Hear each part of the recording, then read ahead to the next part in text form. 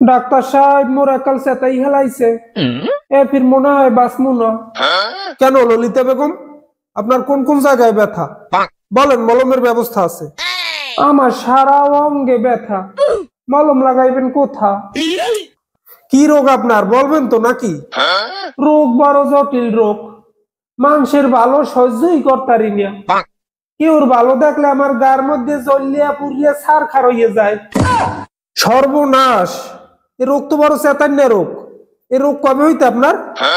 এই রোগ আমাকে বংশ পরম্পরা, আমার মা চাষিরাও এই রোগের রুগী আনলে।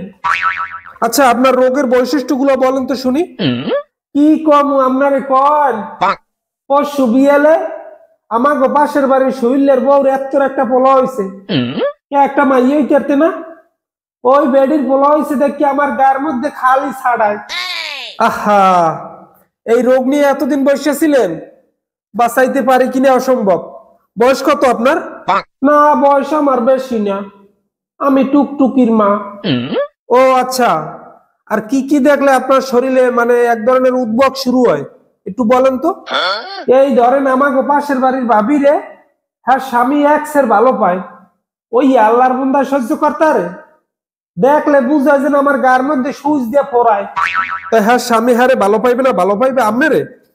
আচ্ছা যাই হোক, ওটা আমি থেরাপি দিয়ে দিব অনেক। তারপর বলেন।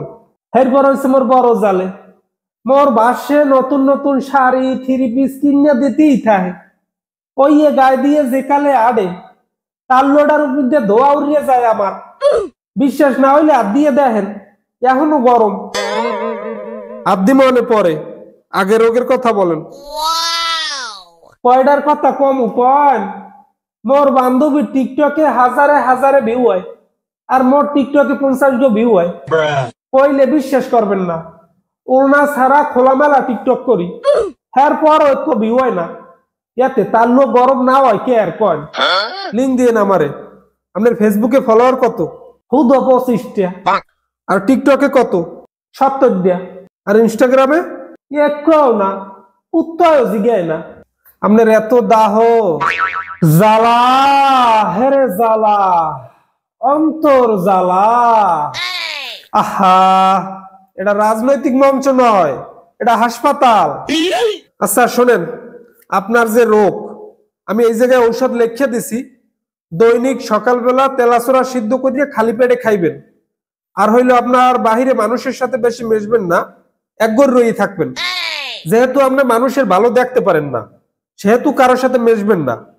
ওই কথায় আছে না, দেখ পাও না ভোগ পাও না। এখন আমার ভিজিট দেন 800।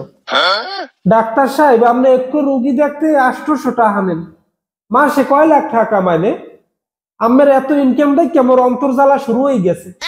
বুঝা যান বোম্বাই মরিচ লাগাইছে জানি কেডা। মাতারি, আমি তো মানু ভালো না, আমার ইনকাম দেখে আমার অন্তর চলে। জ্বলবে না তো হারবে কি? জ্বালা, হেরে জ্বালা, অন্তর জ্বালা। তোর মাতারি, আপনি আবার রাজনৈতিক বক্তব্য দেন। আমার ভিজিটটা দিয়ে আমি কোনো পলান।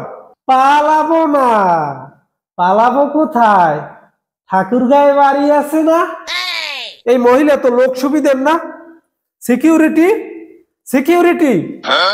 জ্বালা, অন্তর জ্বালা।